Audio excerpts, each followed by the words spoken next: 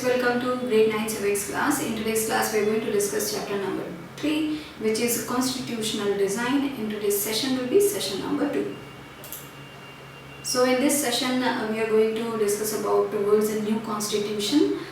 As protests and struggles against apartheid had increased, the government realized that they could not no longer keep the blacks under their rule through repression. तो जैसे जैसे जो protest है और struggle है वो बढ़ता गया against the apartheid जो था उसके against में वो बढ़ा, वैसे वैसे जो white government थी साउथ अफ्रीका में they realize कि वो अब ज़्यादा टाइम तक जो blacks हैं उनको अपने रूल में थ्रू रिप्रेशन वो नहीं रख सकते हैं, because people are fighting and उनको समझ में आया कि अब ज़्यादा देर तक वो ये जो अपना रूल है वो नहीं चला सकते हैं. So they started realising that the white regime changed its policies, discriminatory laws were repealed.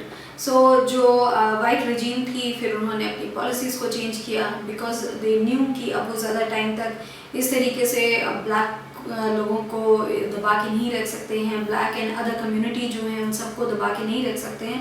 और उन कम्युनिटी में कौन थी? उन कम्युनिटी में थी ब्लैक की कम्युनिटी जो साउथ अफ्रीका के लोग हैं वो थे, एंड जो कलर्ड पीपल हैं एंड ऑल्सो वो लोग थे जो इंडिया से वहाँ पे माइग्रेट हुए. तो गवर्नमेंट को जो वाइट गवर्नमेंट थी उनको समझ में आया कि वो इस तरीके से अब नहीं रख सकते हैं. सो उन्होंने जो पॉलिसीज़ हैं उनको चेंज किया, जो डिस्क्रिमिनेटरी लॉज थे उनको हटाया उन्होंने. Ban on political parties and restrictions on the media were lifted. तो जो उन्होंने बैन लगा रखा था पॉलिटिकल पार्टीज पे एंड जो रिस्ट्रिक्शंस थे मीडिया पे, they lifted them all because they knew they had to make some changes, otherwise it's going to be very big. जो वो फाइट है वो जो ब्लैक लोग हैं and the people of South Africa वो बहुत ज़्यादा एक रिवोल्यूशन है वो कर देंगे. After 28 years of imprisonment, Nelson Mandela walked out of the jail as a free man. So 28 years उनको imprisonment में रखा गया नेल्सन मंडेला को, and then after that he walked out of the jail as a free man. तो वो 28 years के बाद वो जेल से बाहर निकले. Finally, at the midnight of 26 April 1994, the new national flag of the Republic of South Africa was unfurled, marking the newly born democracy in the world. तो जो finally midnight जो थी 26 अप्रैल 1994 की, उस दिन midnight को जो नया national flag था रिपब्लिक ऑफ साउथ अफ्रीका का उसको फहराया गया, उस झंडे को, that was unfurled, making the newly born democracy in the world. तो वो सबसे ज़्यादा उस time at that midnight that was the newly born जो डेमोक्रेसी है वो थी वर्ल्ड में. सो फाइनली थिंग्स चेंज, जो रूल था वाइट लोगों का दैट चेंज एंड डेमोक्रेसी आई वहाँ पे, एंड 28 ईयर्स के बाद Nelson Mandela was free from the jail. The apartheid government came to an end, paving way for the formation of a multiracial government. तो जो apartheid गवर्नमेंट थी उसका and हुआ यहाँ पे, उसने एक वे है वो पेव किया जो कि एक मल्टी रेशियल गवर्नमेंट थी उसके फॉर्मेशन का उन्होंने जो एक वे है वो पेव किया. So it gave way to the multi जो रेशियल गवर्नमेंट है उसके लिए. After the emergence of the new democratic South Africa, black leaders appealed to fellow blacks to forgive the whites for the atrocities that had committed while in power. So जो emergence हुई new democratic South Africa की after the white regime जो apartheid government थी उसका end हुआ.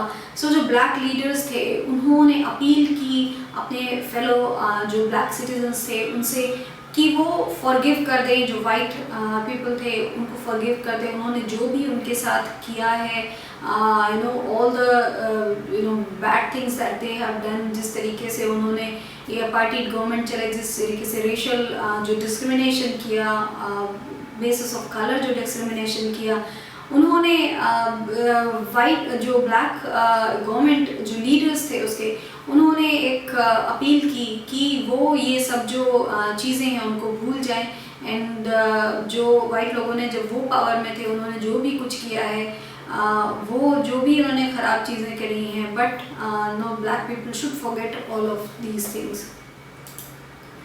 They said, let us build a new South Africa based on equality of all races and men and women, on democratic values, social justice and human rights. तो उन्होंने बोला कि they should forget all that what white people did when they were in power. So and they said, let us make a new South Africa, एक नई South Africa बनाएंगे जहाँ पे that is based on equality of all races, जो सारी races हैं उनकी equality हो, दे हैव इक्वल राइट्स, उनको डिस्क्रिमिनेट ना किया जाए बेस्ड ऑन जो कलर है उसके बेस पे, एंड ऑल्सो जो रेसेस हैं डिफरेंट उसके बेस पे उनको डिस्क्रिमिनेट ना किया जाए, एंड जो ऑल रेसेस हैं, मेन हैं, वुमेन हैं, उनको डेमोक्रेटिक वैल्यू पे सोशल जस्टिस मिले एंड ह्यूमन राइट्स मिले. So everybody should be equal and that's what they believed in South Africa. The party that ruled through oppression and brutal killings and the party that led the freedom struggle sat together to draw up a common constitution. तो जो party जिसने rule किया था operation के द्वारा, जो white party थी, उन्होंने जो ब्रूटल किलिंग्स भी की, एंड द पार्टी जिसने लेड किया जो ये फ्रीडम स्ट्रगल था साउथ अफ्रीका का, they both parties set together, वो साथ में बैठे और उन्होंने एक कॉमन कॉन्स्टिट्यूशन बनाया. So this is very different way जो साउथ अफ्रीका ने लिया कि they sat with the same party people जिन्होंने इतना ज़्यादा they did the discrimination on the colour, on the race, and they did all they could do, बहुत सारी ख़राब चीज़ें करी with people of South Africa. Still, black people, when they came and they made a party, then वो सारे leaders they sat with the white leaders जिन्होंने ये सब किया था उनके साथ, फिर भी they sat with them to make कि वो इसे एक common constitution बना पाए. After 2 years of discussion and debate, they came out with one of the finest constitution the world has ever had.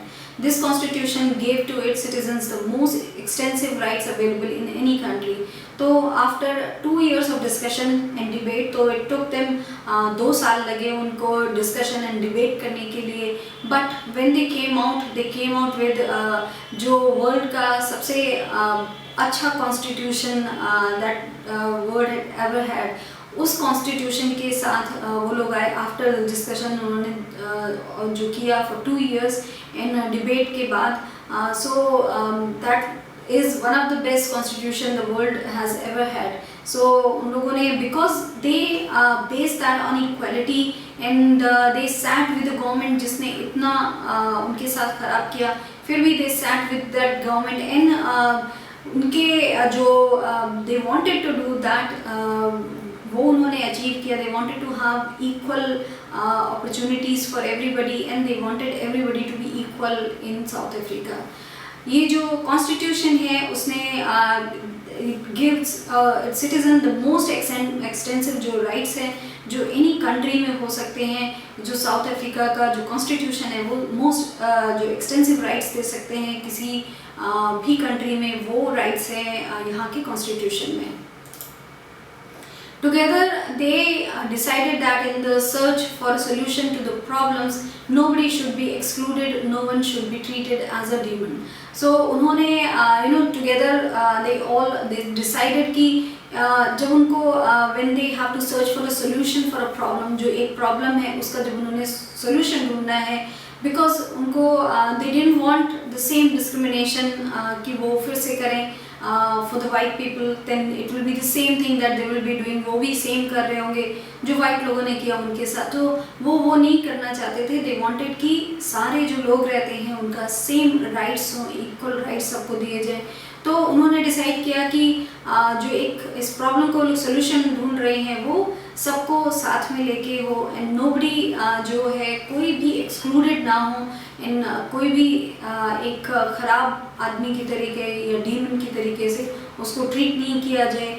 So everybody वो सच में उन्होंने सब लोगों को इक्वल समझा, एंड इस तरीके से they came up with the best जो एक कॉन्स्टिट्यूशन होना चाहिए, मोस्ट एक्सटेंसिव जो राइट्स होते हैं वो जो कॉन्स्टिट्यूशन है वो उन्होंने बनाया. They agreed that everybody should become part of the solution, whatever they might have done or represented in the past. So what they believed, जो black leaders थे उनका ये belief था कि जो सारे लोग हैं वो part of the solution होने चाहिए. एंड जो कुछ भी उन्होंने पास में किया है, इवन द वाइट पीपल जो उन्होंने पास में किया, उन्होंने इतना डिस्क्रिमिनेशन किया, they killed some people and उन्होंने दे डिड एवरीथिंग कि जो ब्लैक्स हैं, कलर्ड हैं, इंडियंस हैं, उनको वो बहुत ज़्यादा प्रॉब्लम दें. फिर भी the black leaders they made sure कि सारे लोग जो ये सोल्यूशन है एक उसमें एक साथ हों. एंड ऑल्सो उन्होंने जो भी पास में किया हो उसका कोई भी यहाँ पे इफ़ेक्ट ना हो. इन जो भी सबने एक साथ मिलकर डिसीजन लिया and then they made the most extensive जो कॉन्स्टिट्यूशन बनाया. So they took everybody together and उसके साथ उन्होंने काम किया. The South African Constitution inspires Democrats all over the world. A state denounced by the entire world till recently as the most undemocratic one is now seen as a model of democracy. तो जो South Africa का constitution है वो inspire करता है जो भी world में डेमोक्रेट्स हैं उन सबको ये इंस्पायर करता है क्योंकि ये इतना अच्छा है एंड द मोस्ट एक्सटेंसिव जो राइट्स हैं वो दिए गए हैं एक सिटीज़न को. एंड एक एंटायर वर्ल्ड में जो एक स्टेट था जिसको ये माना जाता था कि वो मोस्ट अनडेमोक्रेटिक स्टेट है, अब वो एक मॉडल ऑफ जो डेमोक्रेसी है उसके तरीके से देखा जाता था.